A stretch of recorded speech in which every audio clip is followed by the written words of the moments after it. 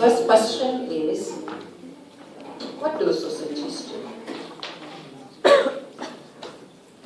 Okay. What do societies do? The first part, they didn't capture it very well. It's a little bit hard to follow that first part. You know what it was? It was a translation. Yeah? The first sentence is, look chaotic, isn't it? But if you look longer and harder, you'll find an order. A pattern behavior. Yeah? This is what societies do. They try to explain social life. Yeah? Same thing. In the canteen, look chaotic, isn't it? But if you look longer and harder, you'll find an order. Pattern behavior. Yeah? Or in shopping mall, look chaotic, isn't it? You look longer and harder, you'll find an order, a pattern behavior. Among the protests in Thailand or in Little India, okay? Look chaotic, isn't it? But if you look longer and harder, you will find an order, a pattern behavior. This is what societies do. They look for social order. Social order doesn't mean it's peaceful. We are talking about how people work together. Even among the protesters, they have got to form a group. They have to have some rules. They have to have some relationships and all that. There must be some form of pattern there for people to live together. And that's the first key sociological problem. Yeah, you know, in the 19th century, when society came out as a discipline, look chaotic, isn't it? That time was chaotic. That's why society say, you look longer and harder, we will try to find an order. So they create theories or the ontologies that explain the problem of order. Yeah? So problem of order becomes the first key problem, and then social change, and then relationship, and then power. Now, they say, look chaotic, isn't it? If you look longer and harder, you'll find order and pattern behavior. That's what societies do. We try to explain social life. Yeah? And you heard people say, society is so materialistic, people want to just have things for themselves, there's no work for young people these days, everything. People have opinion about society. Yeah? But is society's opinion more better? No need to write, yeah? I'm going to upload this for you, and there are a lot of things to upload I tell you today. So therefore, I definitely will upload. The earlier one I uploaded already, right? Yeah? You have printed it out? Yeah? So I just upload small parts so that you don't have to go to search what to print out, yeah? Say thank you. So I'm going to do the same today. What you better go and print it out.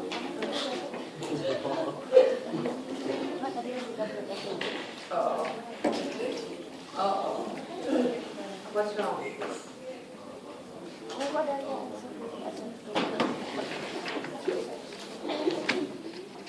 Let's try to explain how all is straightforward.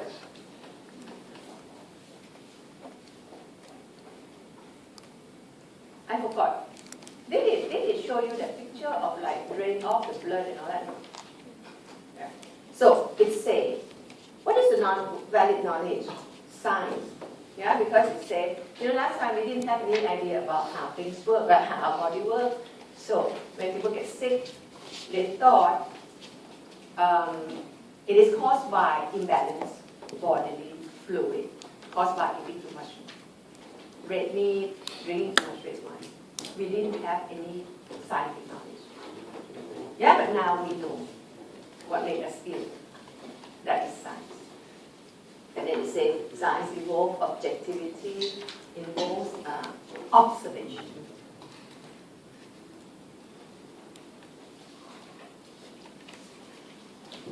Yeah? Observation is very important in science. As I told you before, that science or knowledge would not be created if people are still tied to to food production. People will always be busy, not having time, not having time to actually observe and think. Yeah? Society has to develop a certain time until food is no problem. Yeah? We have enough food, so some people don't have to actually all the time engage in food production. And also development of our brain, right? Have to go quite far away from the monkey. Yeah? The monkeys cannot produce food. That's what Marx said. We can produce food. So somehow our brain developed to the point where people can start to watch it, and they do. They observe. They observe, and later they see something when, like before it rains, you see certain patterns.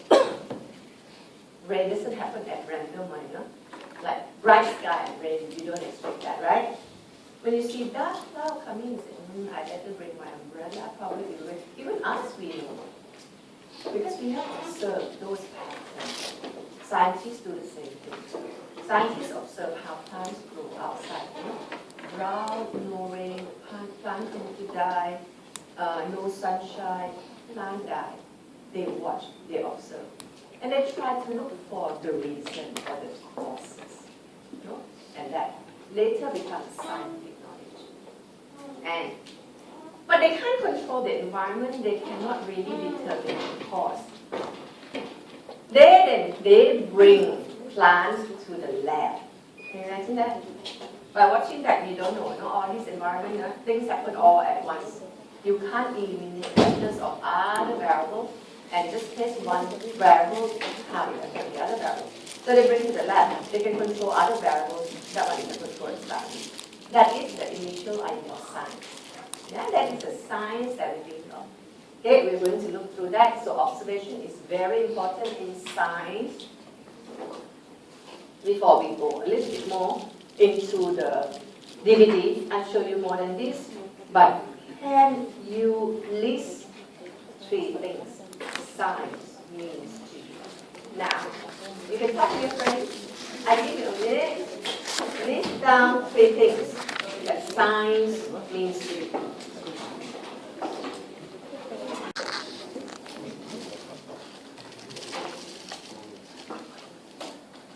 Great things.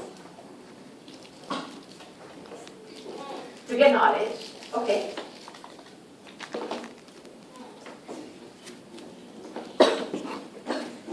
Okay, good friend. What kind of knowledge?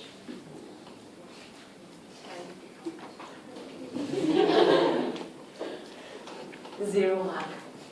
If you say science provides scientific knowledge, you really get 0 marks. We call it a tautology statement. You repeat the question.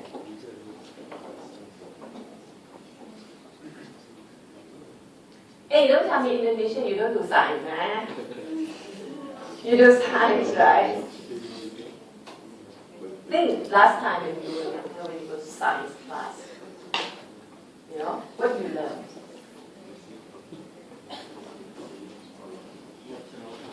Natural science. For example, physics, biology, chemistry. Did you learn that? What did you say? Physics or chemistry or biology? You took all 3, and you have to tell us what science is. Okay. What is science, sorry?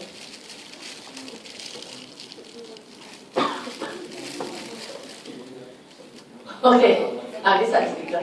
Study about the world. Yeah. So it's a knowledge about the world. Can you just make it a little narrow? Exactly what kind of knowledge are you looking for? Okay, listen, yeah. Factual knowledge. That's smaller. We are looking for factual knowledge about the world, for example, chemistry, biology, physics, giving us different facts about the world. Thanks.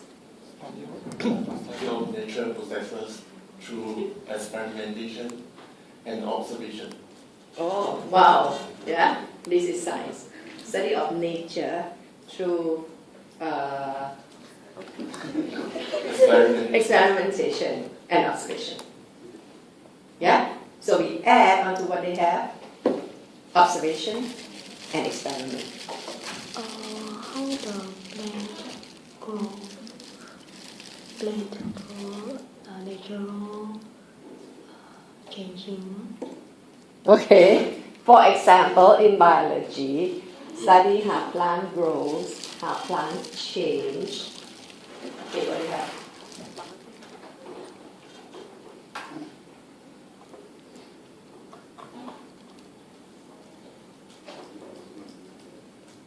When you do experiment, what you try to find out?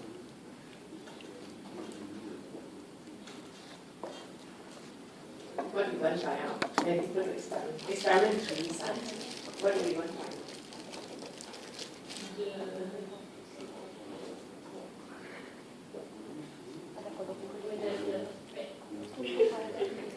You have to find out the fact. True. Well, what kind of fact? Experiment. What is the purpose?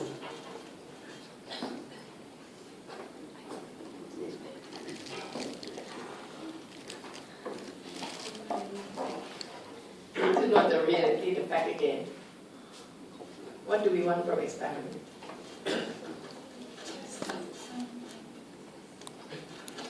To test hypothesis. Okay. What is a hypothesis?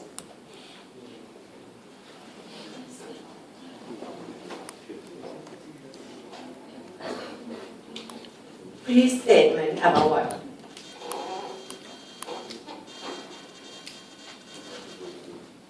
Okay, give me just one phrase you call hypothesis, a statement you call hypothesis.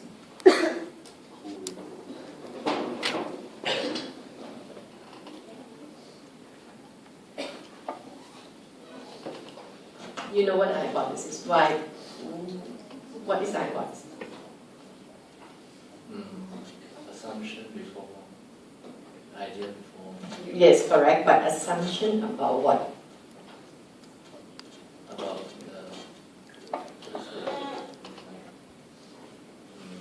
things valid as in affects the outcome. Very good. Hypothesis is a statement about the factors that may affect the outcome. So in other words, a hypothesis is a statement about relationship between variables, cause and effect relationship. So when we do experiment, we told me we start with a hypothesis, which is very often true. What we want to find out then is the relationship between variables. No, especially cause-effect relationship between variables. Okay, so then science is something that you told me just now. Science is a discipline that, such as biology, physics, chemistry, that look for facts about what? About relationship between variables. Yeah, and you can make example of science like biology is to look at how plants grow. This is science if they ask you in the exam. Yeah, no difference from what you already know. So you have to be brave and be able to think and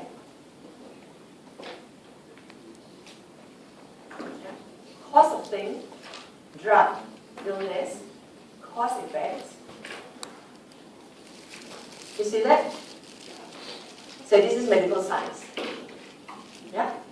Look for causes of things. How do they do that? Experiment. Why? It is numerical, standardized, objective, replicable. I go back today, I add one more line. Because that line, all students in most of the classes, they got that. Facts. I'll put the word facts for you. But the word fact, I'll change it to sociological concept called objective knowledge. Yeah, sociologists don't call it facts. We call it objective knowledge. I'll write objective knowledge for you. You call it fact. We call it objective knowledge. And in order to get causes, we need experiment, yeah? We need any numerical data which is standardized, objective, replicable. So, experiment, produce numbers. True? You think about it when you do experiment in school. You get all those numbers, you can do t-test, f-test, those kind of more complicated tests. It's a miracle. It is standardized. It is replicable. You can always repeat the experiment. experiment you do in school, so many generations have done it. Exactly the same procedure. Yeah? So it can be repeated. It can be replicated because it is standardized. And because it can be replicated, it is standardized. That's why you say it produces fat. It is fat. Every time we do it, we get the same thing. We get the same thing, keep doing it to support that idea. Yeah? That the fastest speed that an object can travel is the speed of light, for example. You know, a lot of people that experiment on that. You know, you can always repeat experiment of Newton, apple dropping on his head or something, right? And then you can always drop things. These things have, you know, it's a procedure that can be repeated and proven the fact to be true. That's science. What is a social scientist want to find out? What is social scientists like the kind want to find out? Okay, what do you think?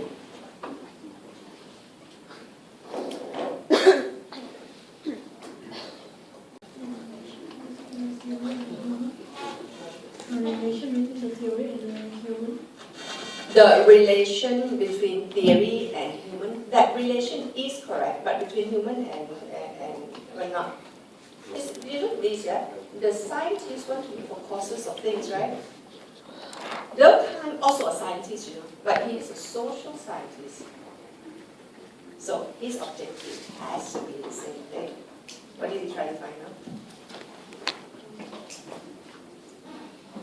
Look at that.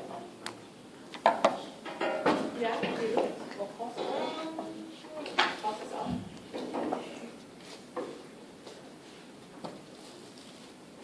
Anyone? Good. Specifically, which topic did he do? Good. He looked for the causes of suicide. Yeah? You got that? You see the similarity between scientists and a social scientist like Durkheim? How did he find out? How did he find out? Did he do experiment?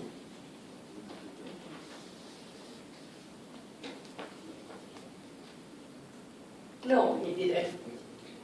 Because the experiment is not very good, right? It has a lot of problems in social research, right? Then they developed another design that draws upon the strength of experiment and prevent the weaknesses. And that is the design called, anyone? Research design called comparative research.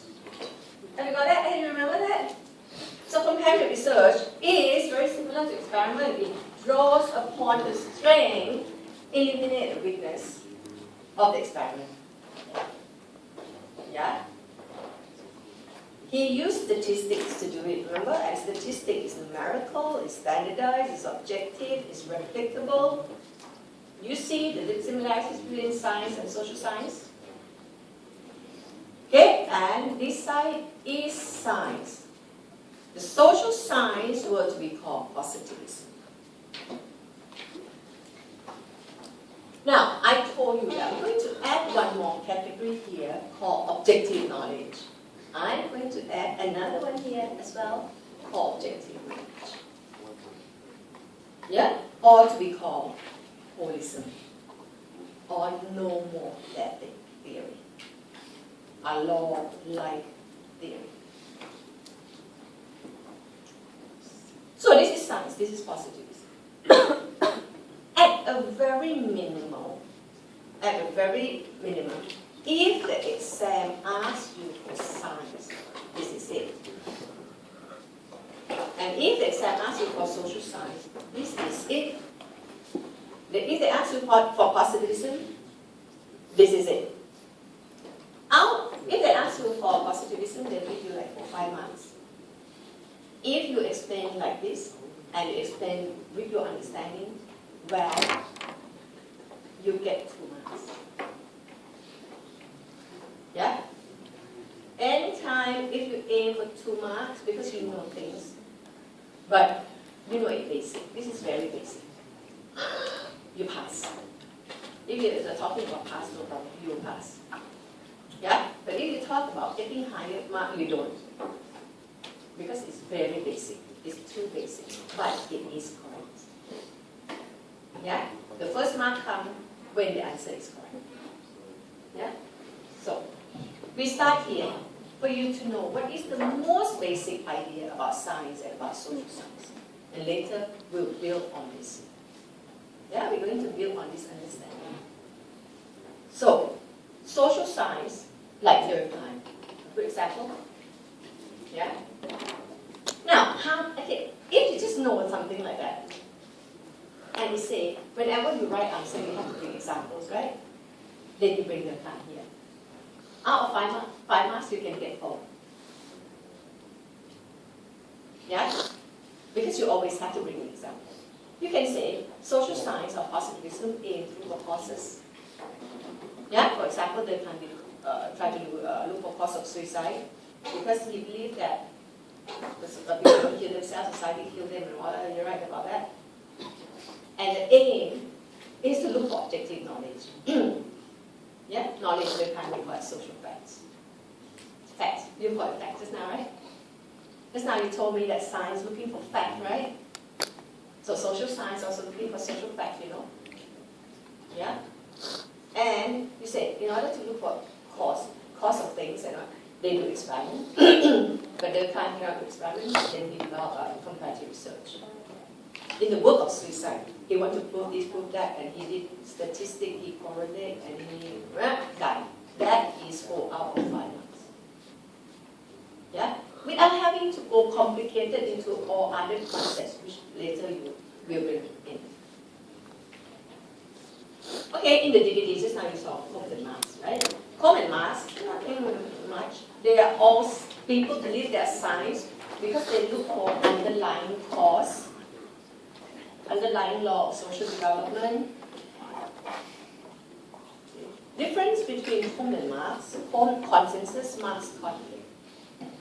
You don't know this part of Combe because we didn't do it. Yeah. But Combe is together in the same camp as Durkheim and Parsons. They are all called consensus. Marx mixed science with politics. That's why I often say, people say Marx's idea is not very objective because it is biased. And if you think objectivity is the aim of science, or objective knowledge is the aim of science, then Marx shouldn't be. So that's a debate about, Marx's idea is scientific or not scientific. It very much depends on how you define scientific. And today we'll look at that a little bit more. Classical contemporary, just now you saw one is Hollis and one is middle range. Yeah?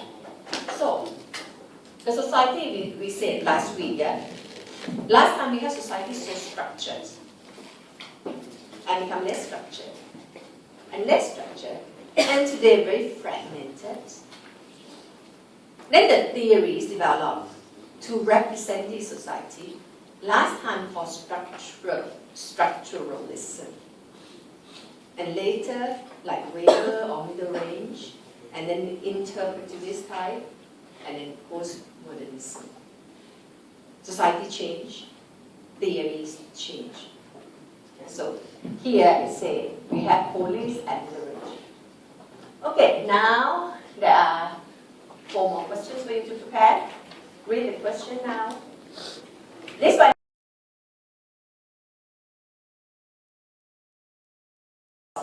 is. Yeah, just now you've got some idea already. Watch.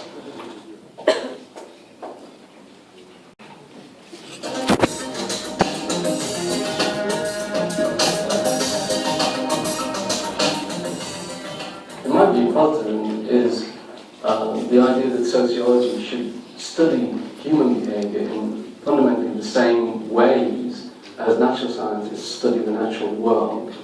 as plant growth is affected by soil type and water and sunshine, so social things like suicide rates are affected by whether groups are married or divorced, whether they're Protestants or Catholics, whether they live in rural or urban areas. The main characteristics of positivist social research are a concern with identifying observable phenomena and trying to summarize this phenomena in quantifiable terms, that is in terms which can be counted and which can be put in the form of statistical tables and so on. Have you found any changes in class size since 1990? Yeah, groups have again increased. Is that on a moderate? I'd say moderate. So would you say it's moderately increased? It's from attitudes. These sociology students are doing a research project. They're examining the way in which recent educational reforms have affected teachers' views of their work. They're using the survey method. In the survey, a set of identical questions are asked in the same way, and respondents choose from a limited range of answers. Yes, moderately increased. Once the surveys have been completed, the results can be analysed statistically. In this case, the hypothesis or theory that teachers' job satisfaction has been undermined can be tested with the data from the survey. I'd say moderately dissatisfied. These students might not refer to themselves as positivists, but like many professional sociologists, they're implicitly adopting the theoretical ideas of positivism. I suppose I've become perhaps a bit more dissatisfied with it than They've assumed that the methods of the natural sciences can be applied to the study of human behaviour. Moderately. That's a moderate Moderately, increase. Okay. They've separated theory from observation. The theory is tested with data from the survey. By focusing on observable facts, the theory can be tested in a more objective or less biased way. Then other sociologists could come and repeat the same piece of research. These students have developed a hypothesis, they've tested it statistically, and they've tried to keep their own values out of the research. Now this all seems fair enough, so what's wrong with positivism? Why is it so heavily criticised in the textbooks? In order to answer this, let's go and have another look at our teachers when they're off duty. It seems to me that we have very little control over the work we do now, in a lot of different directions. But surely in some situations, okay, there is a prescriptive syllabus, but you can choose what you want to teach. You get to choose from your list, but your list being carefully constructed so that it steers you in a certain direction. Like any group of professionals, these teachers have different views on how their work environment has changed. I know it was an honest thing, well, I've got the freedom to change it if I want, but the fact of the matter is people didn't. The trouble is, in the survey, all of them actually tick the same box. They all said their job satisfaction had been moderately reduced. So in the survey, they all form part of the same percentage figure. However, when we listened to them more carefully, we found that they mean rather different things by moderately reduced job satisfaction. And this illustrates a very common problem with the survey method. The whole idea is that the question itself is standardised, and it comes across in exactly the same way to all different respondents. So the only difference is their response. It's a stimulus which is supposed to evoke a response. That's the theory. In practice, it often doesn't work like that because different people understand different things by the self-same question. So one person's strongly agree isn't the same as another person's strongly agree. This issue of meaning is at the heart of an alternative approach to sociology pioneered by Max Weber. Weber opposed the idea of sociology as a natural science. He saw that as the domain of natural laws, and he opposed that. His view was that sociology studied culture. Society was culture. It was to do with values and meanings. The meanings, for example, which people attribute to their actions. And he focused very much on looking at the ways in which individuals created society through their meanings and through their values. This means that Weber didn't reject materialist ideas completely, rather but he also thought that ideas were very important in the shaping of history and in social developments. And of course, his most famous example of this is his very influential text, The Protestant Ethic and the Spirit of Capitalism, where he argued that the ideas of Protestantism were very important in starting capitalism developing in particular countries rather than other countries. Weber's ideas about the distinction between a natural science and a social science have been developed into an alternative approach in sociology called interpretivism. But what exactly is interpretivism?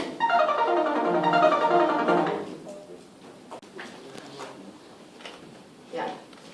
Characteristic of positivism. What did we get from the reviews? Okay, what do you have? Good. Any more?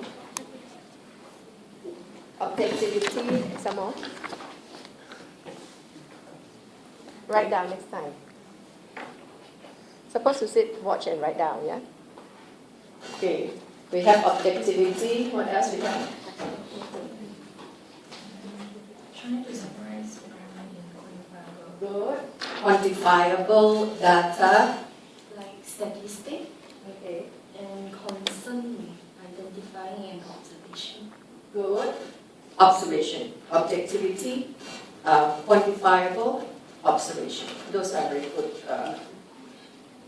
Okay. It says social world is the same as natural world. Observable phenomenon. Quantifiable form. Yeah?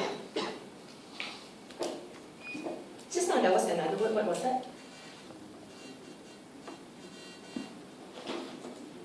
Any time? Oh, objectivity. Yeah, objectivity would be another good word. But I don't think they say it just now in the DVD, but it's a very good word to have. So, if you want to know what is positivism really, these are the 3 big words, you have to remember.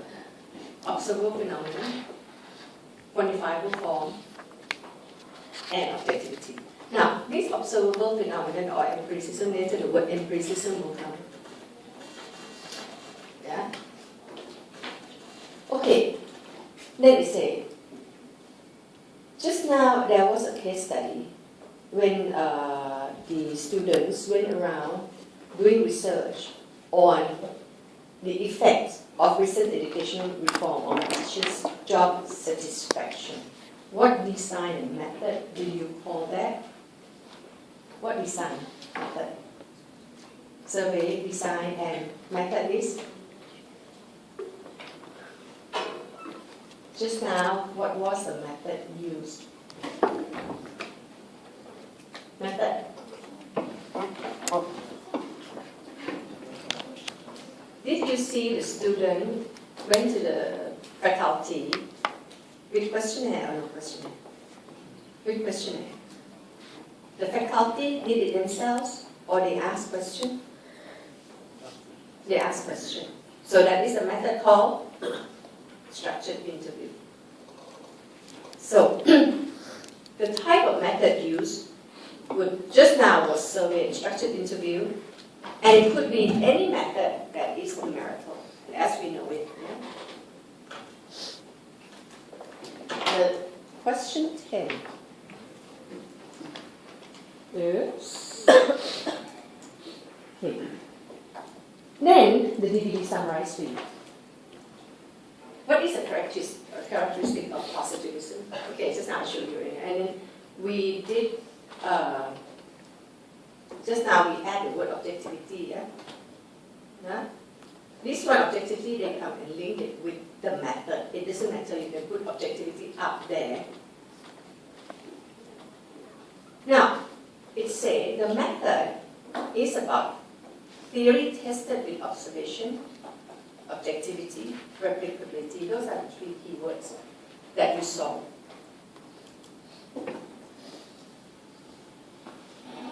Now, has theory with observation? You don't write, never mind. It's harder to write. Yeah, it simply means that you have to go and collect data. Observation here actually means data. Collect the data to test the theory. Objectivity, you know what it is. repeatability or replication, it's very important we say, for us to get facts, we need to be able to repeat, our study. And just now we say experiment has this. Yeah? You may start with some hypothesis, and you go and get data to test your hypothesis. You try to do it in an objective manner. And you have to make sure that your research can be repeated, like experiment, or it is structured. Yeah? Some people call it structured, some people call it structural, which is okay. What are problems? Actually, not what are problems. They only look at one problem, one main problem with positivism. What do you have? What is the main problem with positivism?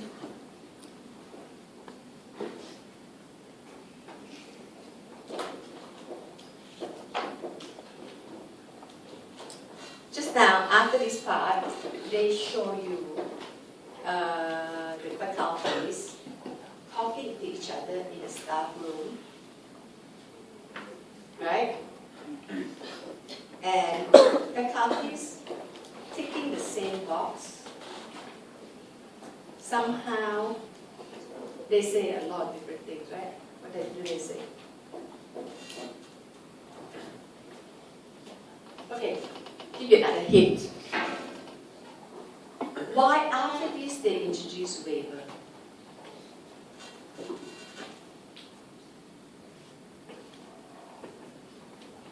What is the main theory of Weber? See, there won't be interpretivism, which is another perspective. If there's no limitation of this approach, there must be something wrong with that. And so somebody pick up that point and say, oh, there's a limitation here. We've got to kind of do something about it. And the limitation here is what? What is the problem? What do you have? It can be biased for people, some species, however, they don't do. So then it will interpret wisdom, which depends on how people interpret things personally. Very good. Very good. They tick the same box. They actually means a lot of different things. That's why it leads to interpretivism. That says you have to interpret people's intention or wordings. Yeah. So, the problem with meanings. So in that box, so actually it says, you see all these faculties, they say they tick the same box. The box that they tick is what? Their job satisfaction has been moderately decreased. Yeah, because of this recent educational reform. They're not very happy. They tick the same box. But in the lecturers' lounge, they mean very different things by the same box that they tick. That's why the problem with positivism is it can't capture variation of meanings. Yeah, that's a problem. That's why they introduced Weber. Because the key to Weber is meaning. Remember, I have that drawing for you, people think. It's about meanings, definition, it is about interpretation. Yeah? And later, after Weber, get into something even more about, humans' mind, me, myself and society, about me, about government, those people. Those people will be the interpreters. Yeah? Okay, that is the DVD. Let's go through what you have in your subject guide. Get you to understand all those big words. As you know, subject guide is not very easy, right? Because it will have more big words. Now, if you are happy up to now and you understand positivism, you have enough. Yeah, you have enough. All those things in subject guide, if you can bring a big word, if you can't, don't worry about it. What are those things in the subject guide? Now, another thing that I think you should know, you have to know actually, is example. Remember? You need examples in all your answers. Steve used to tell me that if students doesn't give example, he only give at most half of the full mark. So examples is very important to illustrate the idea. Yeah? And last week I told you example is the example that illustrates your key idea, your topic sentence. Okay? Now, the example of positivist then is suicide. We don't have to go through that because you already know. You know suicide, right? You know why Durkheim did that. He wanted to find social causes. Yeah? And he believed that society exists as social facts. Suicide is not individual choice. Yeah? I tell you all these and you just go and link it well. This make a paragraph for you already. Right? That's why I didn't give you just point. I gave you actually too much than a point. That's why I tried to highlight what I knew there. Yeah? So that at least you have something to follow when you write. How he did that, ultimately, he wanted to have law or general theory. No more type of theory. I'll see that. How he did that? That's what you know. He did quantifiable numerical data, he did causal analysis, standardized, transparent. Replicable would be a better word actually. Replication, I have it there. Okay, design comparative method analysis of statistics. Right.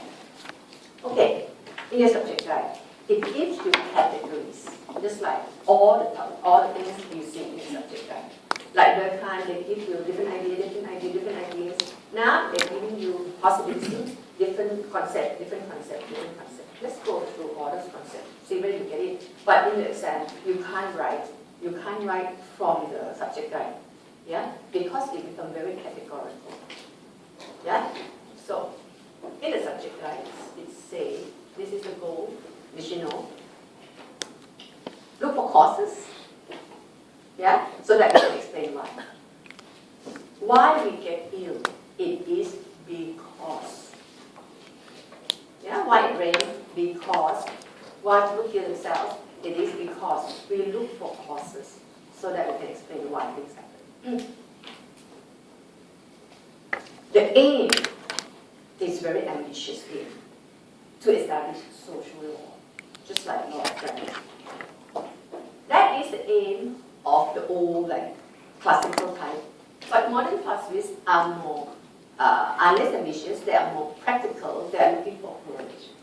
You write the word correlation, that makes it easy. Just, they're looking for correlation. Just now the DVD said they're looking for correlation. Society is objective. Yeah? Objective reality, another way to call it is that it's pattern, it's structured.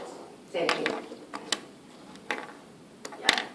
Comprising phenomena that are causally related. No need to write this part. It's hard for you to write.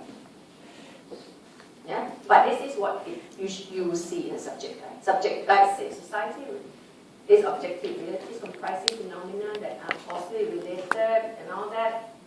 You don't write that. Too difficult. Society is structured.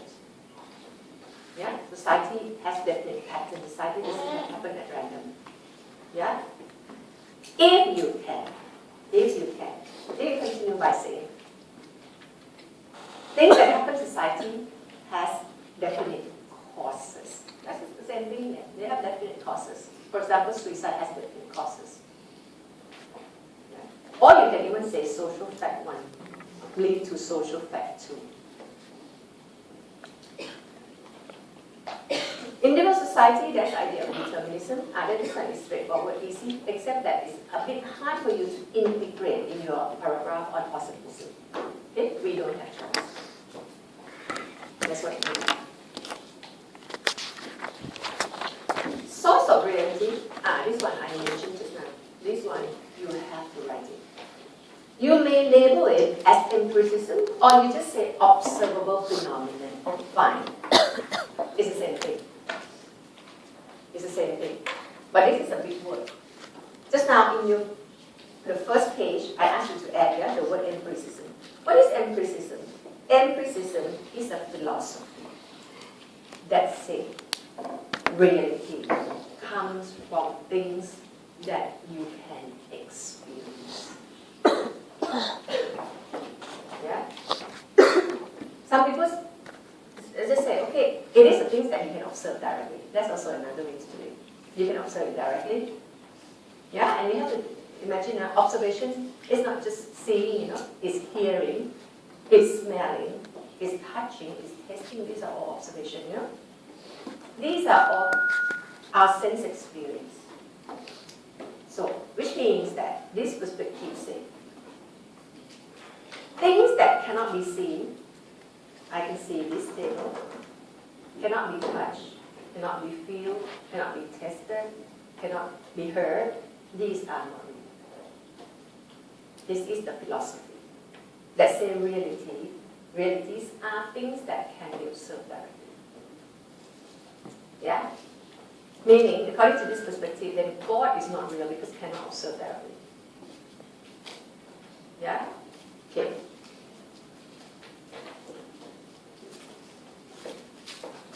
Make it a little bit more complicated, but don't let all these complications scare you off. These are just words that they like to use. Facts speak for themselves. This thing that I see is factual information in its own right, nothing more, nothing less. Yeah? Facts speaks for themselves.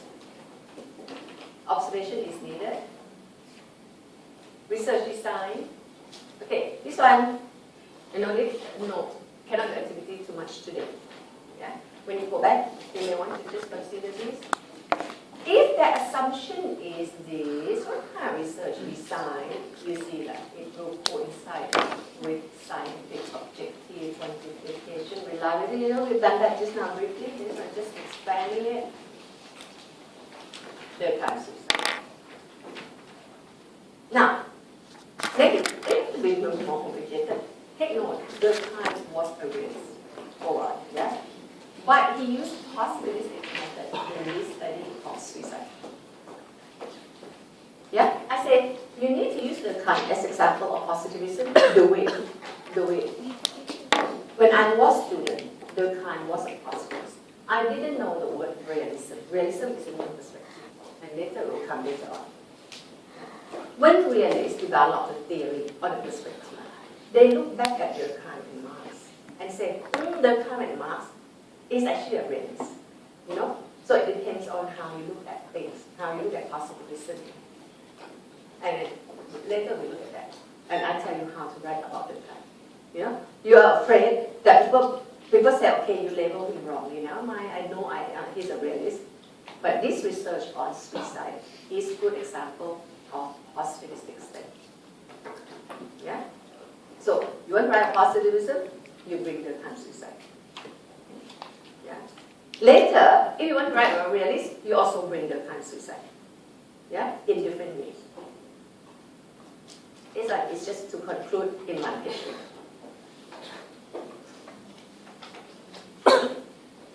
Okay, this part here also we can't do it now until you know other perspectives. Just now we said the problem with positivistic study is the problem with meaning, right? That's just one actually. That's just one. There are more. But again, don't allow all these more to take your understanding away.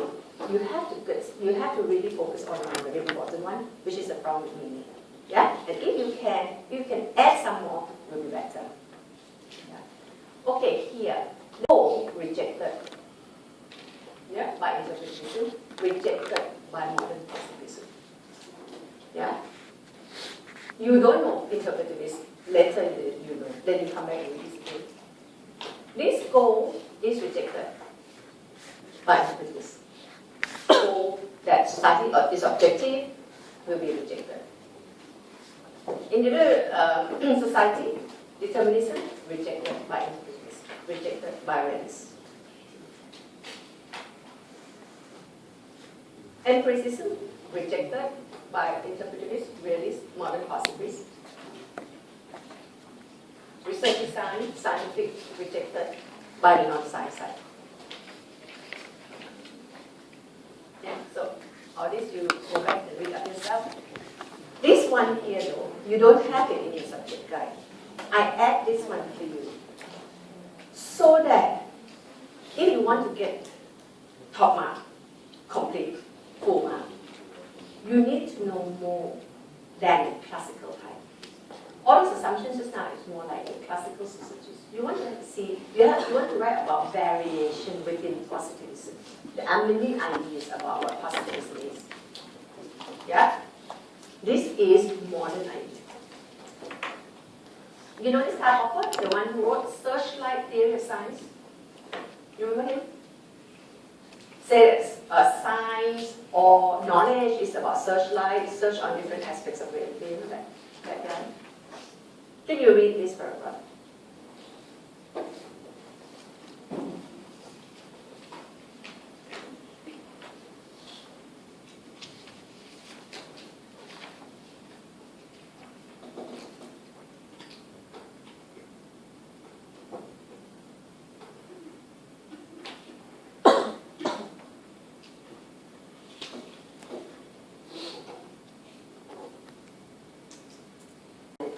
Of how we build theories. Yeah, he said, the empirical basis, actually this is a criticism against empiricism. Empiricism, let's say we have to keep watching. You know, knowledge comes from observation, yeah? Yeah? And last time it was so true. Scientists, of course, got no theory, right? They have to watch. They have to keep watching, repeat watching, and then they induce theory. Remember inductive research? Research first, then theory. Yeah? Last time, science was like that. It was about watching, looking for data, and then induce theory. Yeah. Now, we are flipping it across from this idea. It's saying, you can't just keep watching, you know, because keep watching the empirical basis of objective science. This is just like the whole positivistic idea, or science itself, or natural science. Has nothing factual about it. You say fact, right? You say you don't have fact, you know. We don't have anything called social fact, you know. Last time I would like to have a social fact, right? Not true. That is not practical because science doesn't base on it. There is no idea, no theory that is factual. Why? Because science does not build upon any solid base.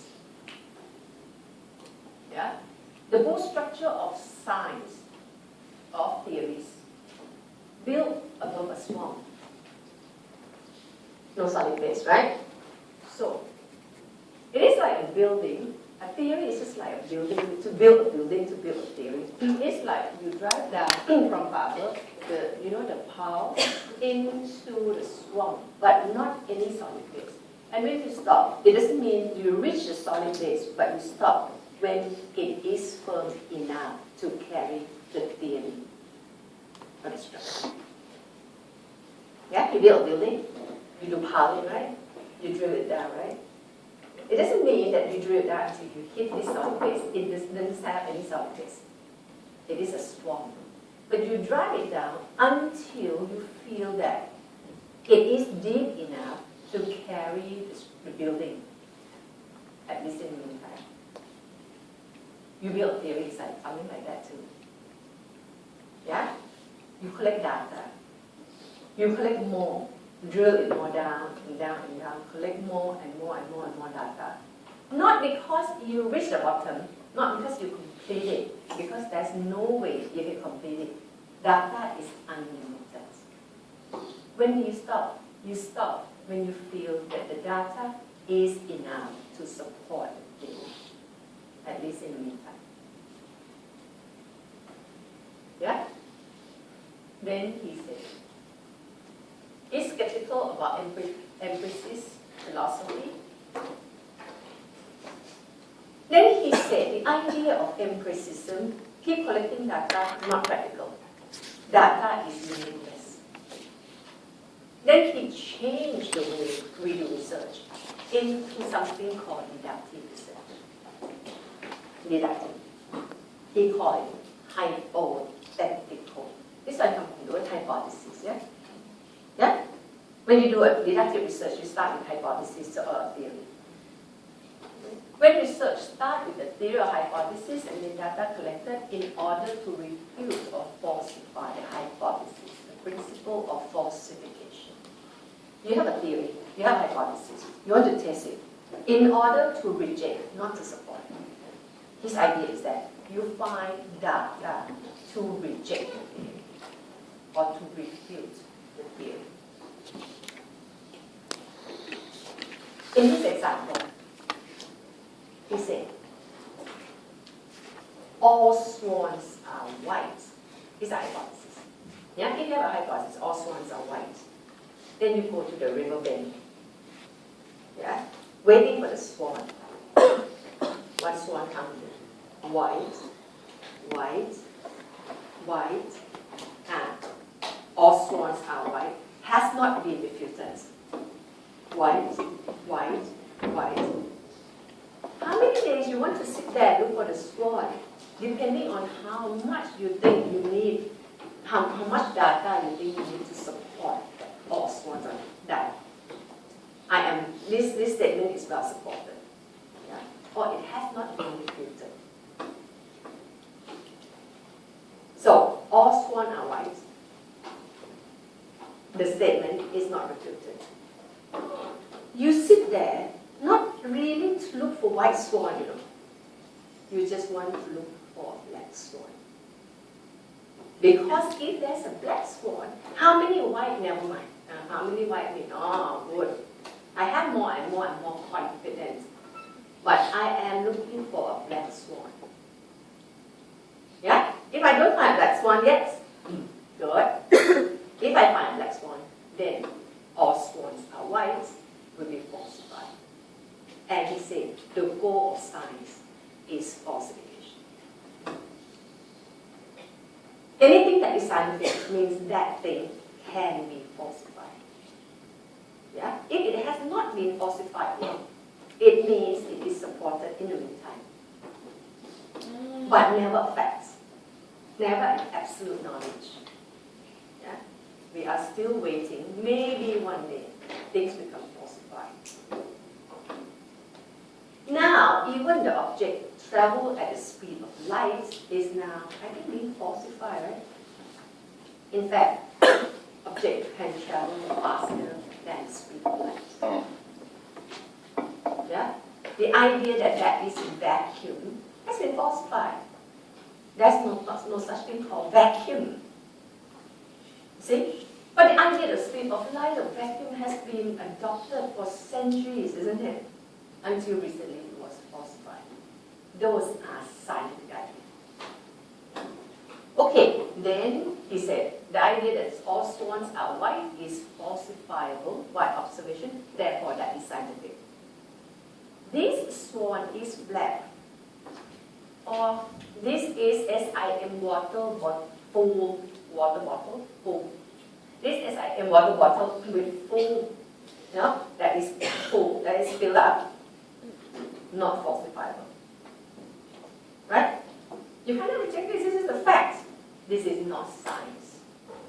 Yeah? God exists, not science, not falsifiable. Okay? These are not science. Science involves the idea of falsification.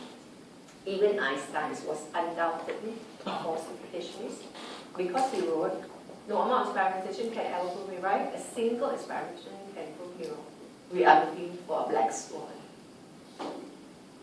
Yeah? Einstein is looking for something to falsify his idea. Therefore, we call Einstein's idea scientific idea. Anything that is scientific has to subject it to falsification. It may not be falsified now, yeah? But it can be falsified. Okay, that is Karl Popper. This one I add for you. Okay, and for theoretical deductive research is that you have all swans are white. This hypothesis, we try to falsify it through observation. If hypothesis is not falsified, it is accepted provisionally, waiting for further proof. If hypothesis is falsified, then it has to be rejected.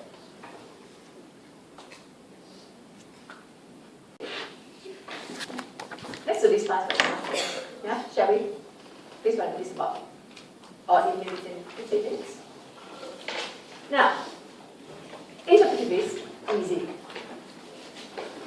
Just like any, just now we did possibilism, we did the kind. Possibilism is theory of knowledge. Yeah? Durkheim got another theory called structuralism, remember that? They are not the same thing. There are two different types of theories. But it just so happened that the structuralists, because they have that kind of idea, which is very similar to science. That's why we see them using positivism, which is a scientific epistemology. Yeah? So, now we are going to look at microsociology, such as social interactionism, me, symbolic interactionism, Bloomer, Goffman. You know, actually, you don't have to worry about all these terms. They are the same type. In fact, if the exam asks you for symbolic interactionism, you can even put me in. You can even do that. Last week, if you remember the DVD I showed you, yeah? When they label it symbolic interactionism, they bring me in. Yeah? And they say this is original idea. And that's what you will say. You know, original idea come from me, but developed further by Bloomer, and this is the idea. Yeah? Mrs. Gosling said, you know, this guy come before the perspective is created, so this guy cannot be used. Not true. Not true. Yeah, I will clarify it with them. Yeah, me came from symbolic interaction was created, right? Because Bloomer was a me student and created after he's dead already. But can't we call me symbolic interaction? Yeah, I think we can. We can bring me an idea into it. Right.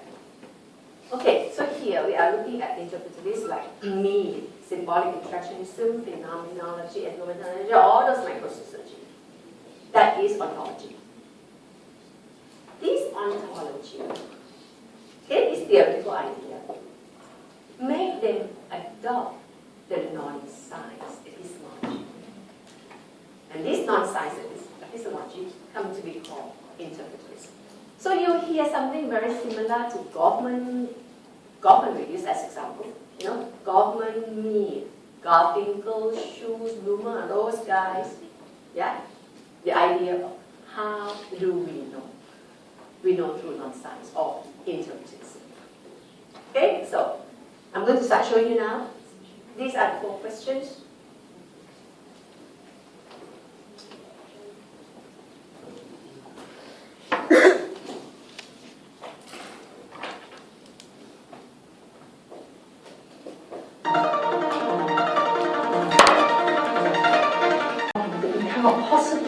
Study the social world in the same way that you study the physical world, because human beings are essentially different from other phenomena in that human beings have consciousness, they interpret the world, they put meanings on the world. Make the conscientious decision to go into teaching. These students are studying the same issue of teacher job satisfaction in a very different way. They're using the interpretivist approach.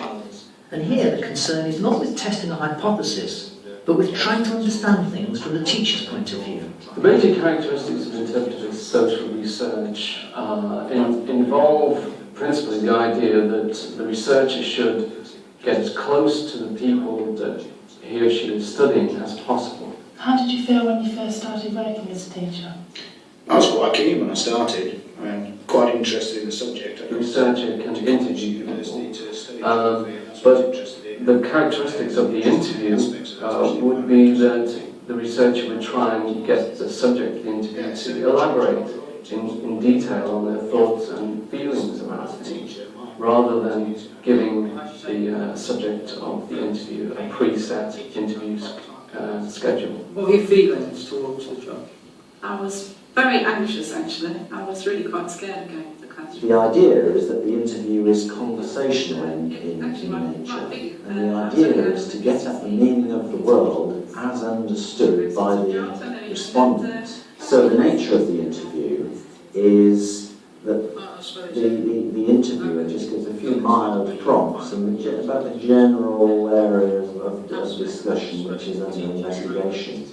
And that conversational setting is supposed to elicit friendly, warm, meaningful, deep answers from the respondent. The increasing workload has obviously distressed you as a teacher. Well, not so much distressed. It's been, some days it's incredibly distressing and causes... What interpreters seek to do when they're studying the social world is to understand the world from the point of view of those that they're studying. So to try and be objective is not the aim of interpretativists. They don't want to stand outside looking in. They want to be inside with the people that they're studying. So positivist and interpretivist theories point towards different methodologies. However, to write good exam answers, you need to know more than the arguments. You have to give examples. Because one of the skills of the examination assessors is a skill of application, it's very important that candidates use appropriate examples to answer the question set. By so doing, they will gain application marks. So what we need now is a case study.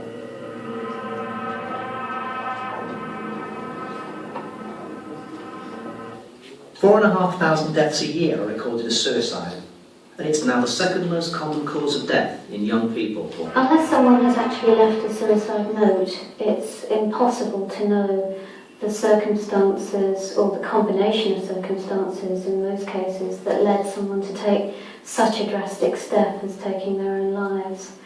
Having said that, research amongst people who have attempted suicide have shown that relationship difficulties are the most commonly cited problems before a suicide attempt. So difficulties with partners, families, friends, that sort of thing can actually prompt a suicide attempt.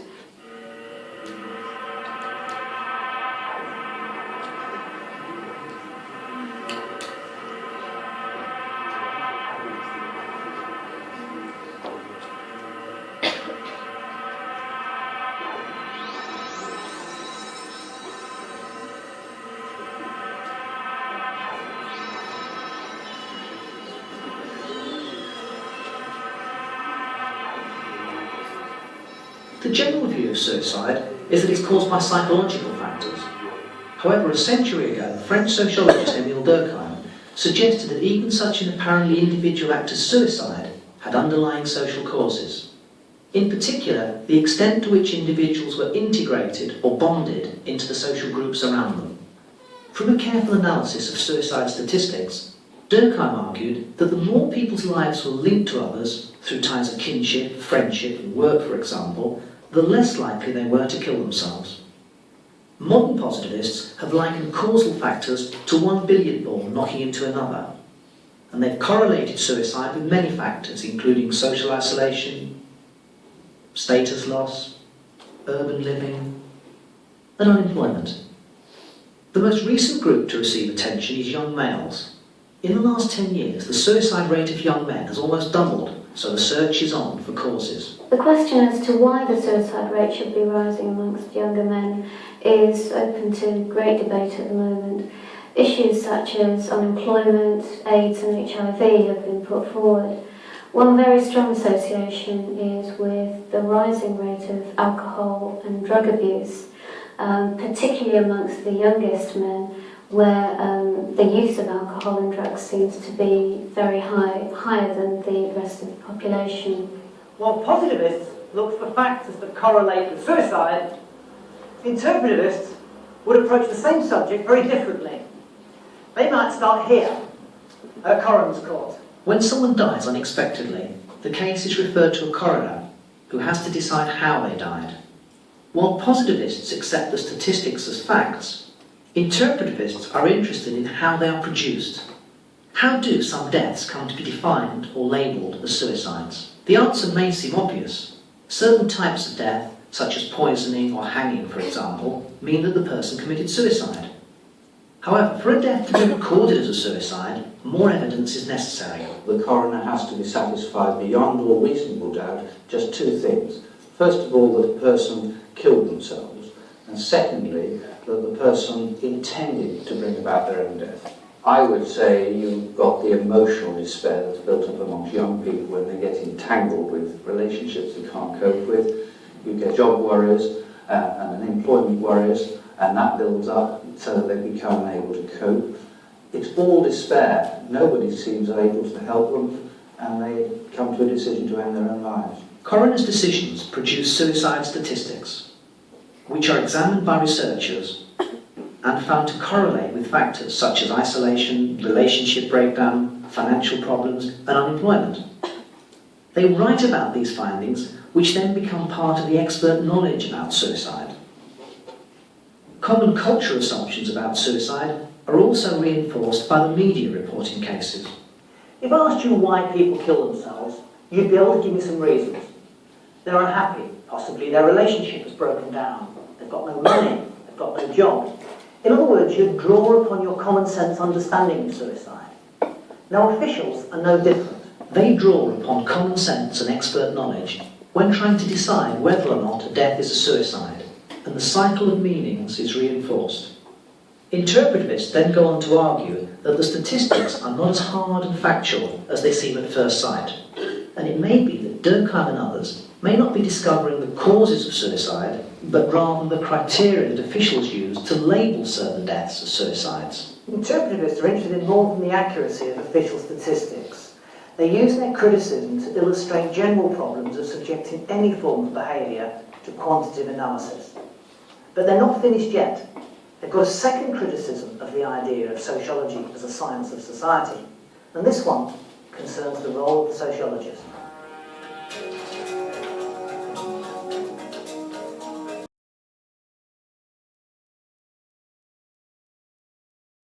Be outside and looking in. You want to be inside the subject you're studying. Yeah? So you don't want to be outside looking in. That outside looking in is a positivist type. To be inside the subject is the interpretivist type or is the Bechdelian type.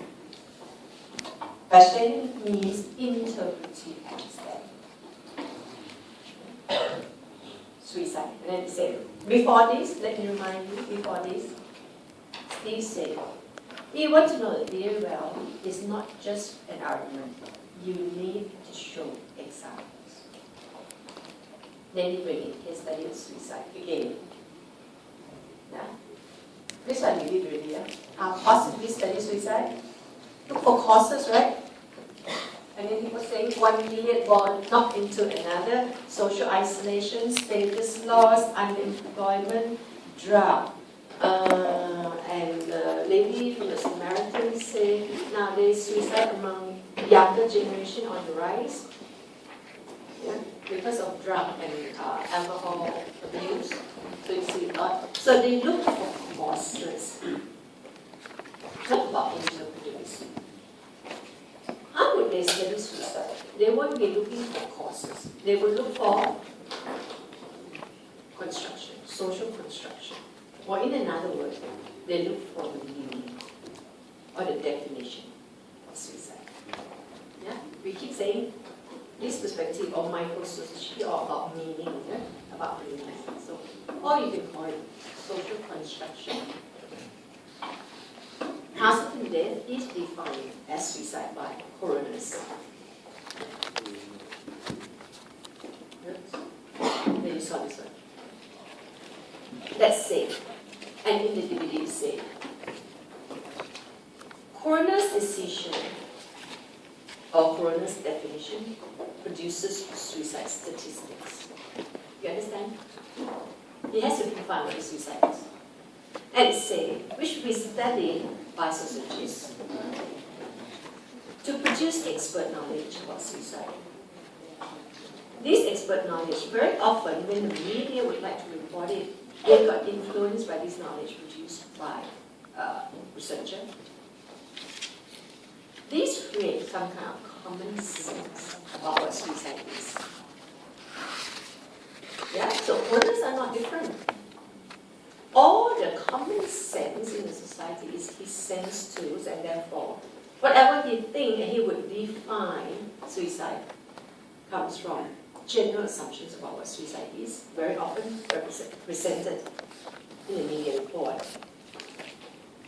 He then defines suicide, create the rate, societies use it to produce expert knowledge, they come into the media, become common sense about suicide, and the cycle of meaning is being reinforced. Yeah?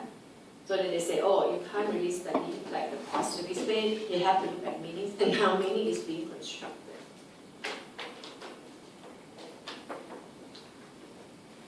This one I didn't give you because I did it after I posted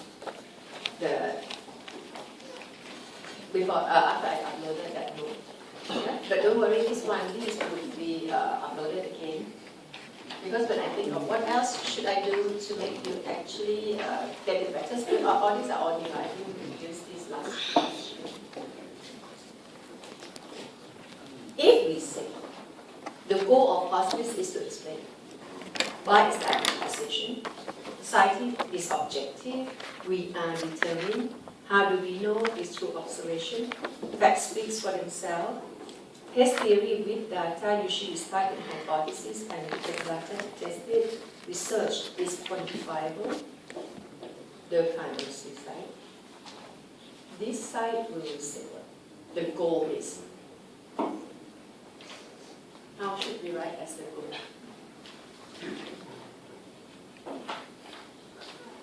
Explanation through definition. Yeah, definition or meaning is the same thing. How we say society.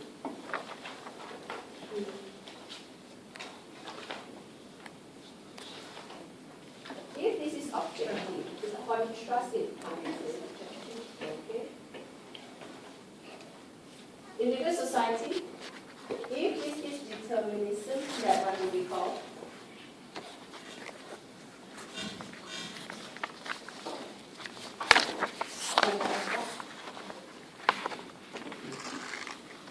not determinism.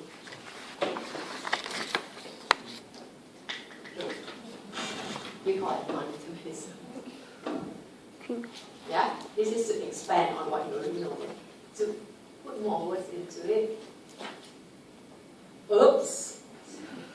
Source of reality, okay, that one you don't know. Yeah? That one, all this the description will come. I'm just trying to get you to just contrast it, and we compare contrast to make you understand better. The source of reality we call interpretism. Facts doesn't speak to them for themselves. Facts need to be interpreted. Data is theory. This is an inductive. This is the inductive research.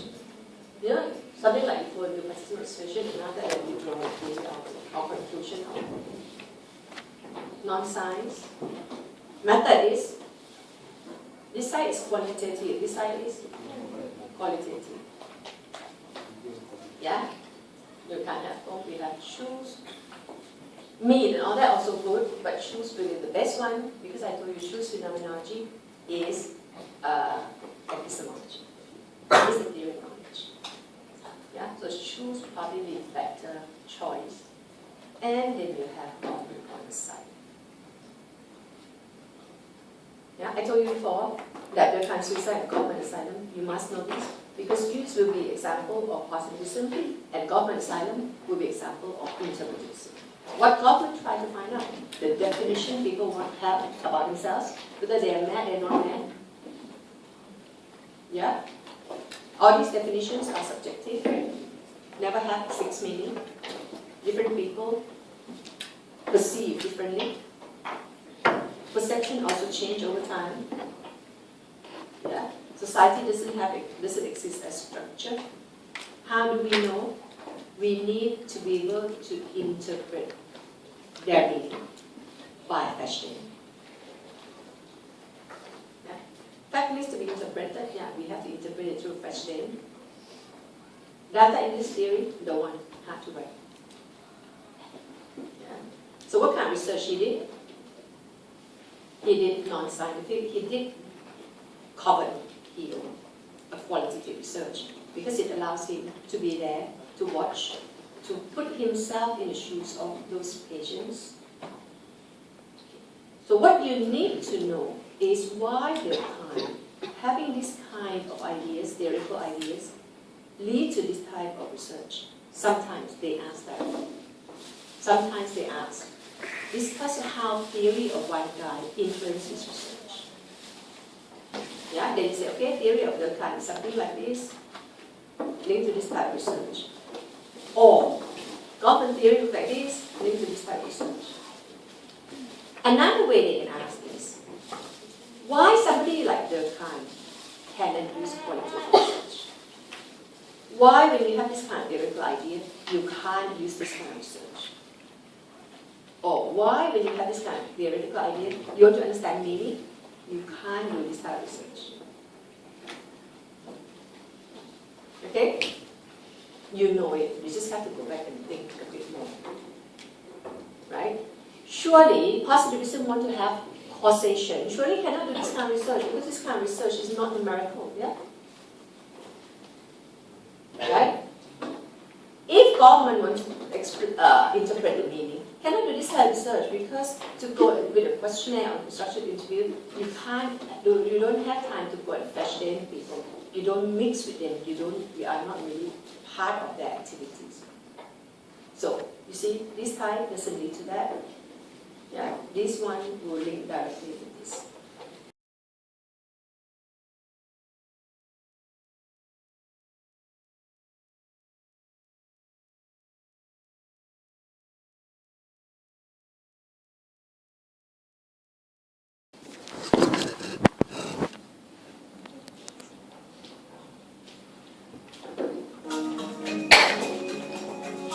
Positivists see themselves, like scientists, as detached observers of society. In science, the results of experiments are not influenced by the values of the researcher. But can we say the same of sociology? So how many categories do you think you should have? Only about 4? We're back at the start of our research project on teachers. The students adopting a positivist approach are planning the survey. Would they feel obligated to say yes? Choices had to be made. For example, researchers have to decide what questions to ask and what answers respondents will be allowed to choose from. Will definitely increase, so I think 5 is probably things that... In structuring the interview, the researchers are thus imposing a frame of reference on the subjects, even before the research begins. There's a well-known problem in data collection through the interview known as the imposition problem. And basically what it says is that the act of research puts ideas into the minds of the subject. So in the classic positivist or structured interview, basically the questions are set by the researcher, the answers are set by the researcher, and regardless of how the subject deems that which is under investigation, is stuck with these blowing answers and these set questions, so they can't get a word in edgeways. So the meaning of what it is that's been investigated is kind of imposed on them. No, I think I'm probably about the same. I think we definitely need to find a balance to show the past, the present and the future. Our interpretivist group, in contrast, used open-ended, unstructured interviews, which allow subjects to express themselves in their own words. Is it what you expected it? Well, when I started it was, as we were talking about 20 years ago. Here there is little input from the researcher. But does this method get round the imposition problem? If you look at the interpretive interview, there's actually an imposition problem there as well. In that the conversational setting of the interview will produce an absolute mass of materials, transcripts of an interpretive interview would go on for pages and pages and pages. What do you see in the actual book, the final research report? You'll have seen yourself, you see a little chunk of something that the respondent has said. Well, where does that come from? It's been selected by the researcher. So in other words, the researcher can still impose his or her ideas on this whole flow of information by this selection. The selection is imposition. Come on to what the majority is saying, cut these bits out at the end. It's not going to be as much use. It seems that sociologists are rather like everyone else.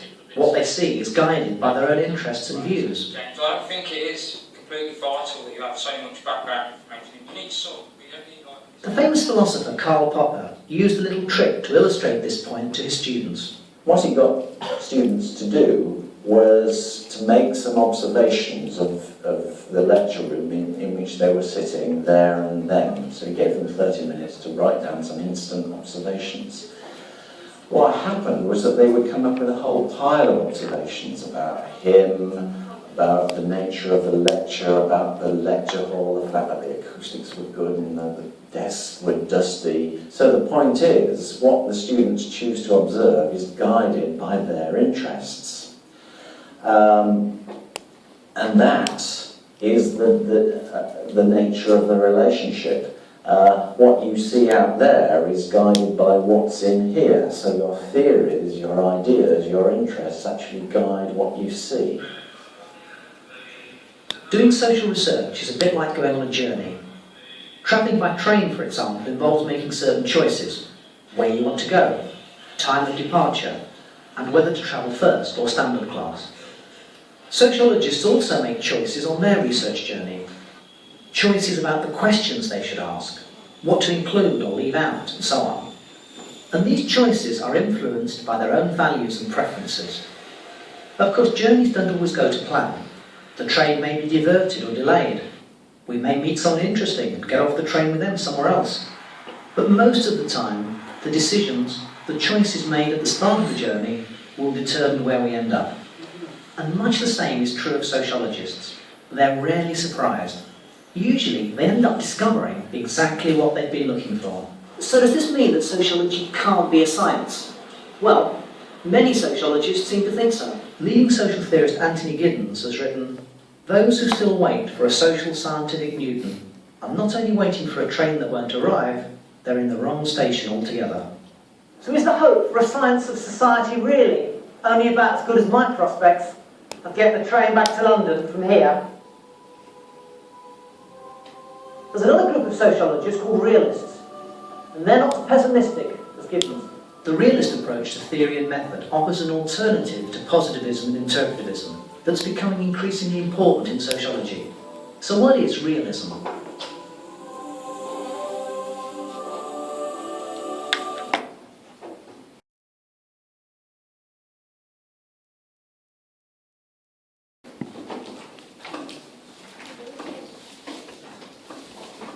Okay, now to proceed from interpretivism into realism, we say we've got to recognize one problem of those perspectives. Yeah? And that is this problem. Are we neutral observer? Are we neutral? No, sociologists are not neutral observer. Right? When you look at, okay, what's the problem with positivist research just now? Imposition problem. Yeah? How do we pose the question? Yeah? Before you start questioning, you've got to define the concepts. Yeah? And you have to write the questions. You have to write the answers. We impose these ideas. Yeah, and you know, when we impose it, you go and check with people. People tend to just follow, they don't give you to specify, isn't it? Yeah?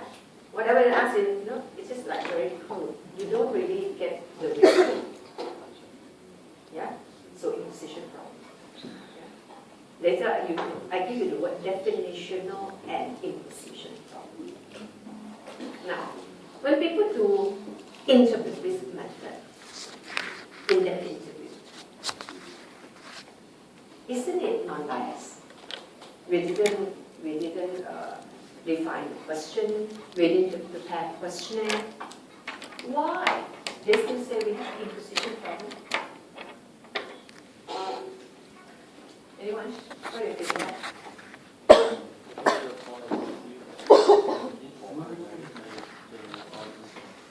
Because whatever they write down is guided by their interests, yeah, and their values. And you see all those students, they ask the faculty, and the faculty say a lot of things, they wrote down a lot of things, right? And later they have to use the marker pen and mark which parts are more important. And that's the word here says, selection is imposition. So, That's the problem. So we are not neutral. And then you had Karl Popper, right? Karl Popper came and said, okay, in the class he got the students to write their observation about the class, and they all had write very different things depending on their interests. What about Giddens? Yeah. What does he say? Can we be science? Can we be neutral? No.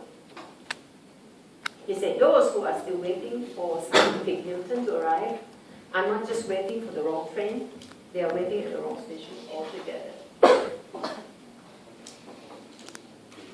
Yeah? Definition and imposition, selection and imposition, Karl Popper and Giddens.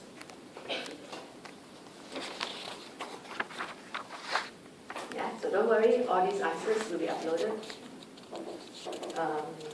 Tonight. It may take until maybe Monday for you to get it because they have to the admin have to do something. They have to send a survey. All right. Lastly, let me say, sociologist theories guide what they discover. You know, travel by train, research journey is like travel by train. Where it ends up, the result depends on your theory, depends on your plan. So the whole thing here says what? Those perspectives earlier both involve imposition problem because research is always guided by theories. Then they're going to give you another perspective that says research is not important anymore. Theories become much more important. Yeah, it's fine. It's a little bit tricky, a bit hard to follow. So I break it into smaller parts. Now, this one here, we are going to continue watching, yeah? A perspective called realism.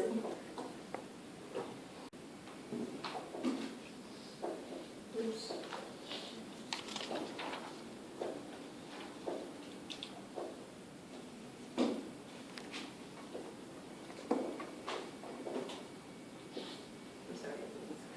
Okay, you are going to look for answer for question number 17, 18, and also 19, because they come together.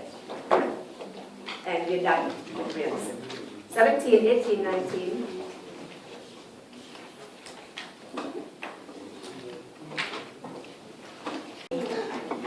Yeah?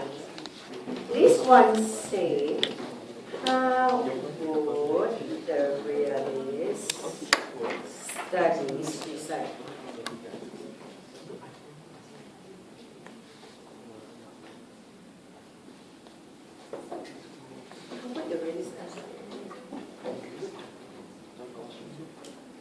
How would the realist study suicide?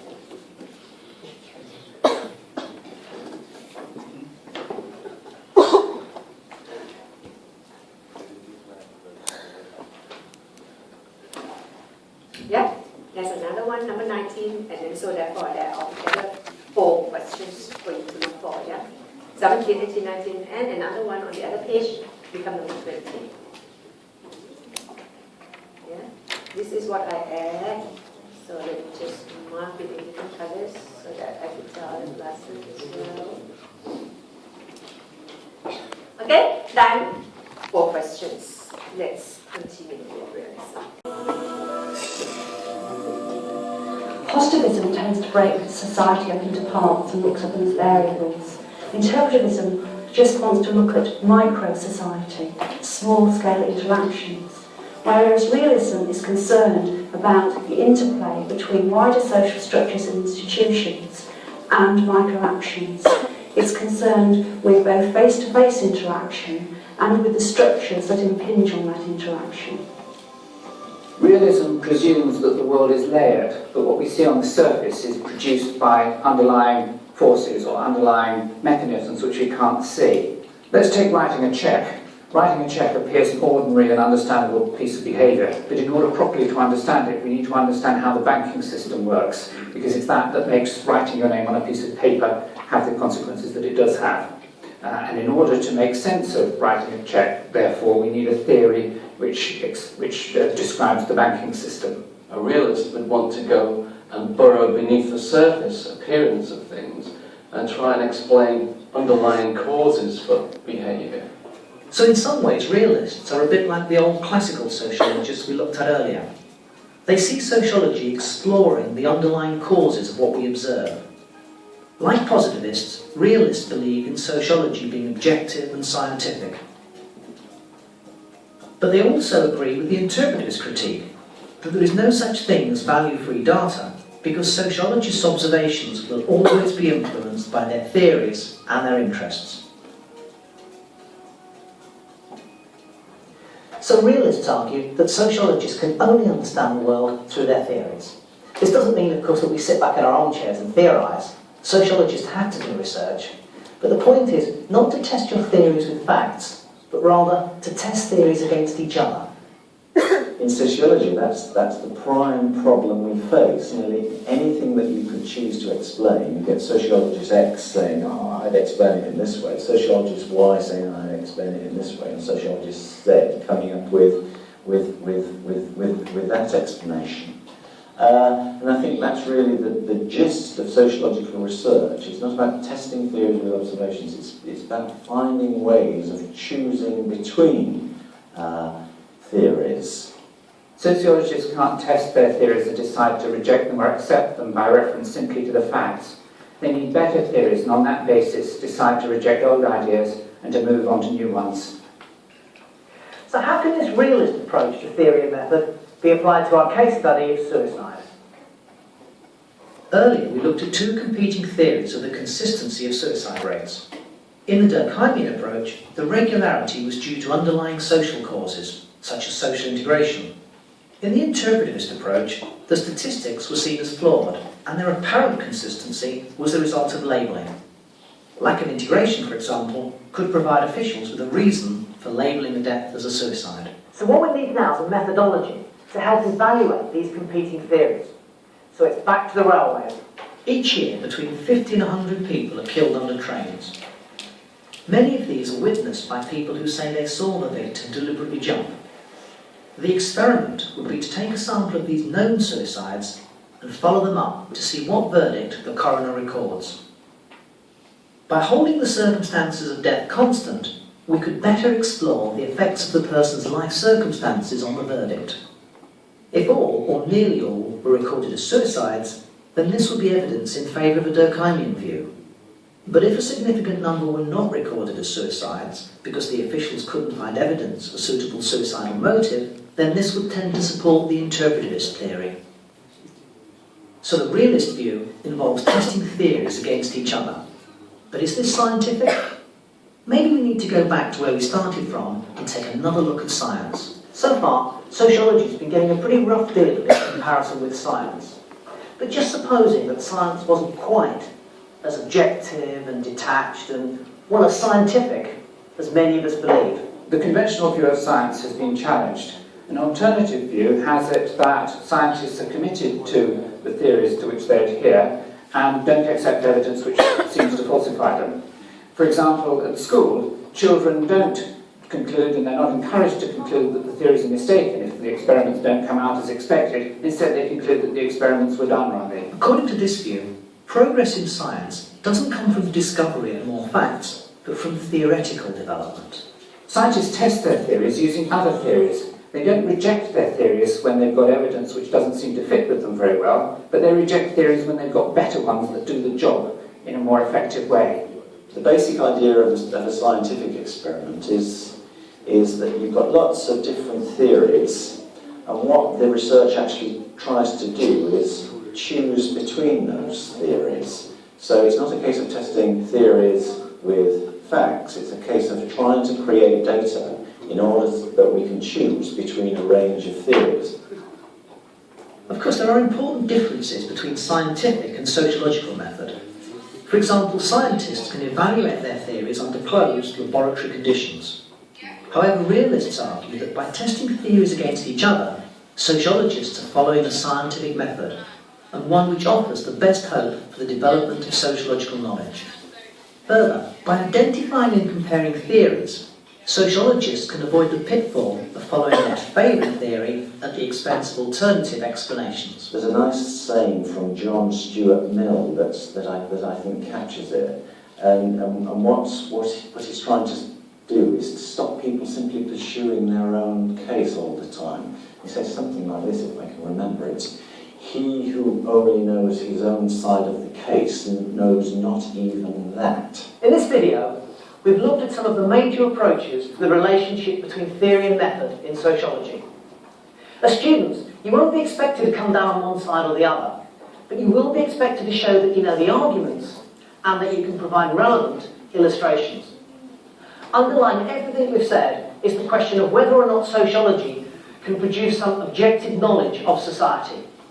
But maybe objectivity is best viewed not as something that sociology does or doesn't have, but rather as a goal, something which sociology should be aspiring towards. And I've come across a metaphor that I like to use, and it's objectivity is like perfect cleanliness.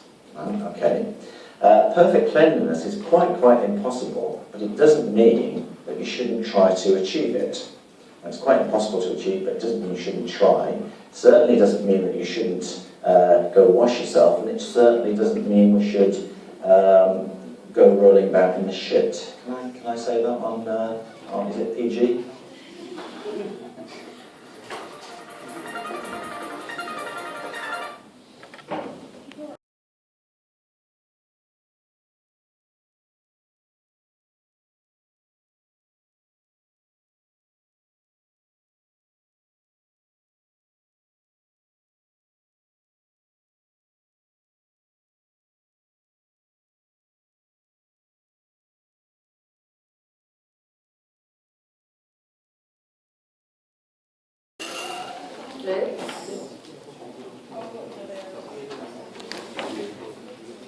Okay, just now we say the problem with those perspectives is imposition. Yeah, is imposition, and then I say, now we have a new perspective that come out and actually say we are going to be biased anyway. Yeah, we are going to be biased anyway. Then that's another way to reduce bias just now. It didn't use the word, but in fact it is theoretical translation. Didn't use that word. But it kept using the words testing theories against each other. Yeah? In another word, you can call it a theoretical triangulation. What writing a check reflects? What does it reflect? What does it reflect? Writing a check. That's meaning. That's meaning behind writing a check. That sounds too much like interpretation. Yeah, when you think of meaning or it was interpretation. This one we think of something else.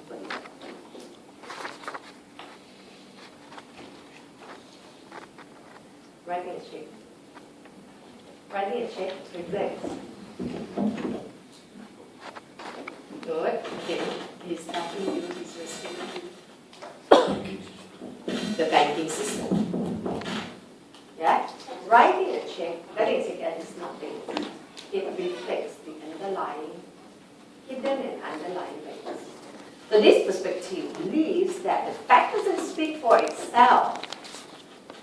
There is something hidden. Yeah, that you cannot observe directly. Yeah, and later it will come all these assumptions. Then it gives you what are the principles of realism. Anyone capture it?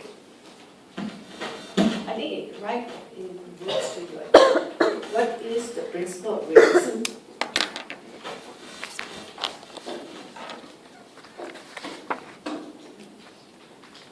You get principle of realism?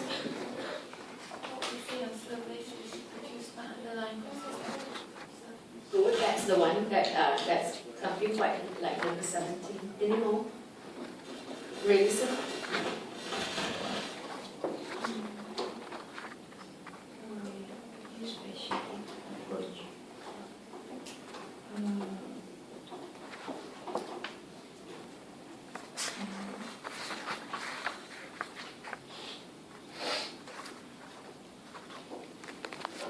Have you got it?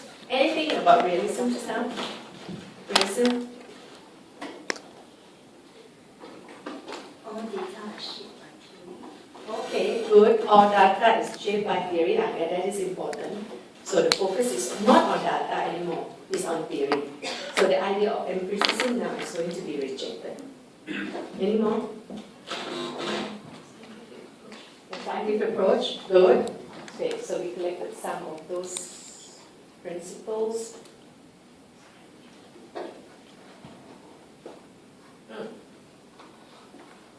Okay, that's what you told me. Yeah, that's what you told me. Or data shared by theory. That's what you told me. And I asked you another question. Oh, this one. This one you didn't tell me. You can't test theory with facts. The idea is to test theory against each other, and that is what I call theoretical triangulation. When you have different theories to research on the topic.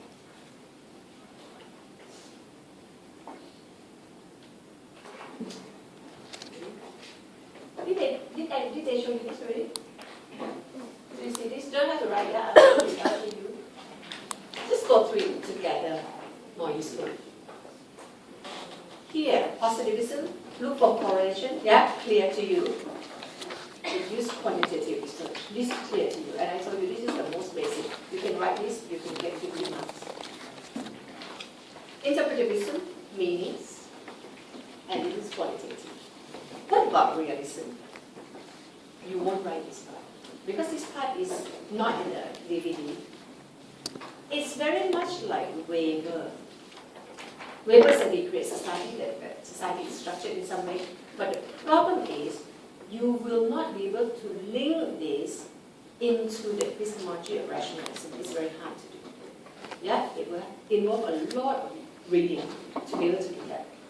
And to get into the depth. And in fact, I don't see the link as well. I don't see the link. Yeah? I don't see the link. Why? When people believe that there's something hidden, reality, to use science and theoretical idea looks like this, I don't see the link. Yeah? And therefore, I say you can skip this. If you write about realism, you write about writing a check, reflecting the underlying banking system. This underlying banking system cannot be seen, can only be perceived through theories. That's all you write. Yeah? And then bring examples. Okay? And later you have examples of Marx, of Durkheim, that talk about, what is it? Material social fact, non-material social fact. You know that kind of thing? Marx and Durkheim would be called realists. Yeah? Later I'll come. So that page here is really not useful to you at all. Mixed method, they often use triangulation. But does it link with that epistemology? No, it doesn't. You can't use that to link with epistemology. They do all kinds of research. In fact, they don't even concentrate on data. Very often, they don't even do research. Parsons has never done research. Parsons was called a realist as well. But of course, realism came after Parsons, after Marx, after Durkheim. But when theorists develop this perspective, they look back and say, these people, they didn't focus on empiricism, you know. They are the realists. Okay? This part is hard for you to capture just now. It says, realism is about testing theories against each other. Yeah? And as I told you, we are going to be biased anyway. Yeah? And data is not so important because things cannot be seen directly. So we just got to think. Yeah? We just have to develop theories. But to prevent us from being biased and just holding our view all the time, so we have to test against other theories. So testing theories against each other become the main subject or the main focus of realism. And I give you this example, which is not a very good example, very hard to understand. It says this. Here you have two theories. One called positivism, look for underlying causes, lack of integration. Another theory called interpretative social construction, different meanings. Yeah? Lack of integration influence labeling of suicide. So in fact what it means actually, it means this one has a general definition. Yeah? Suicide is not anything, we are not concerned with definition because suicide is suicide. They take that for granted. That is a standardized meaning of suicide. Just like that is a standardized meaning of beauty, of intelligence. That's why they can manage to do intelligence tests, IQ tests. Because meaning is not a concern. We know there's some kind of standard way of thinking about this. That's why we have structuralism, pattern kind of thing. This one says, no, there's no standard. Things are socially created. Social construction. And definition is a construct. So, suicide definition is a construct. Intelligence, you can't really tell what intelligence is. Different people mean differently by intelligence. So, you have this opposite view. And then he said, if there are 50 people who kill themselves, reality, there are 50 suicide cases. These are reality. Yeah. If it ends up in the official statistic, you collect 50. It means, definition is not an issue. People who kill themselves and the coroners define the same thing. Understand? There's no problem with definition. Everybody think of suicide the same way. That's why 50 people who kill themselves all end up in the official statistic. So it says, if it happens this way, then it wouldn't support this theory. Yeah. But if there are really 50 people kill themselves, but officers only define the way they define it, they can only capture 25, then it will support this theory. That's it. People define suicide differently. People who kill themselves and the coroner may think of suicide differently. That's why you don't capture the whole number of people who kill themselves. It is not a very good example. Here we give you another example. When we do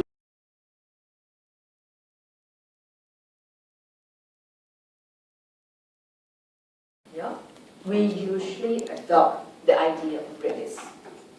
We will go to library. We will look for theories. Yeah, like last time when I did research on Thai workers in Singapore. Yeah, it was like a regional study because we did comparative research in many countries, and we had to look for theories. So we locate a few theories. The first theory was something that makes simple to economic theory. And we say, people migrate because of economic reason. They want to have money sent home. They don't have enough money at home. Yeah, just make it simple. Second theory is social network theory. That say people can migrate to the place that they have friends, relatives, and usually the push factor is not because of money, but social network.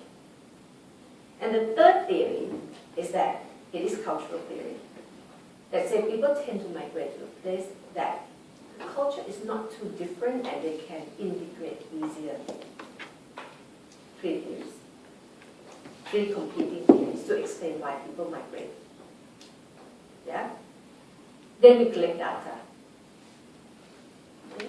Why want to collect data? According to this idea, we collect data to help us choose among these competing theories.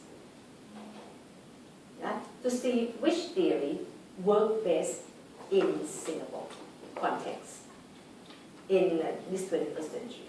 No, when I did it was 20th century. This time, this place, which theory works best to explain this phenomenon? You understand? We don't claim. And then of course we found out that economic theory works better. But it doesn't mean economic theory explains migration everywhere, every time.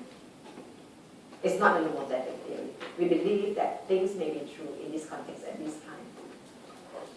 So, theory reflects this context at this time. We create data, not believing that data is the fact. If we believe data is the fact, we adopt empiricism. speaks for itself. Yeah, the realists don't believe data is a fact. Data is created in order that we can, otherwise we don't know which theory to choose, right? We need the data to help you choose among these theories which one works best in this context. We can't claim it works best in other contexts as well. That is realism. Yeah? And the idea of testing theories against each other, if we can do that, then we can claim that the data prove this theory is better in this context. If, by using data to test against theory, people say it helps us avoiding being subjective. Yeah, because we are testing theories against each other. We use the data for that purpose to help us test theories. Yeah, and later it has something like this.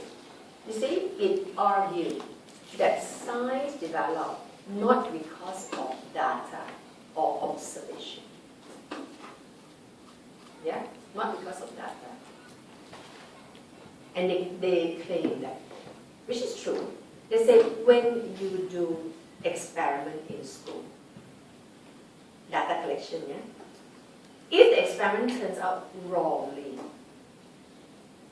yeah, you say experiment is wrong. So it's not about data, And they say only, and then you have to redo your experiment. Yeah? And it says that development in science is not about data, it's about theoretical development. It's only when someone else come along with a better theory. Only then the old theory is rejected. Yeah, in the write-up that I'm going to upload. Yeah, I'm going to upload the answers. I'm going to also upload the transcript of this DVD. No, but not word to word, but more of the how it is more than my points now. I'm going to give you the transcript of this. I have transcribed it out. In there, I suggest that you may want, if you are interested in this topic, and then you say, okay, I want to get the highest mark, what else are you? Thomas Kuhn, another guy is not in here, very famous guy. He talked about scientific revolution. And he says, he talked about scientific paradigm and scientific revolution. And he says, you see, when a paradigm is being created, people would always gather data actually to support it. And that's what the DVD told you. You do an experiment. If the experiment comes out wrong, you reject the experiment. You don't reject the theory, So most of the time, you keep conducting experiment, actually to prove the theory right. If it is wrong, your experiment is wrong.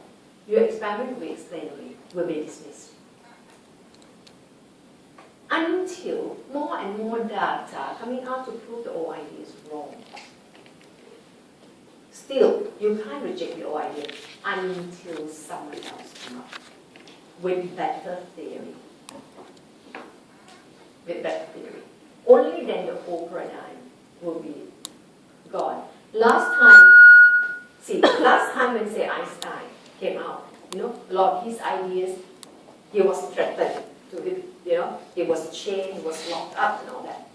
Because, you can't reject religion. Religion last time was an idea, right? Yeah, huge idea, but it was the truth, isn't it? Yeah? And then when these scientists coming out, you can't reject that kind of paradigm. Last time the paradigm was about religion is the explanation of everything. Yeah?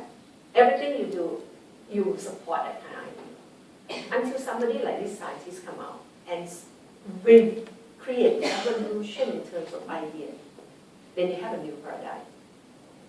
A lot of people support it. Yeah. And according to this idea, science won't progress with data. Science only progress when people come up with new theories.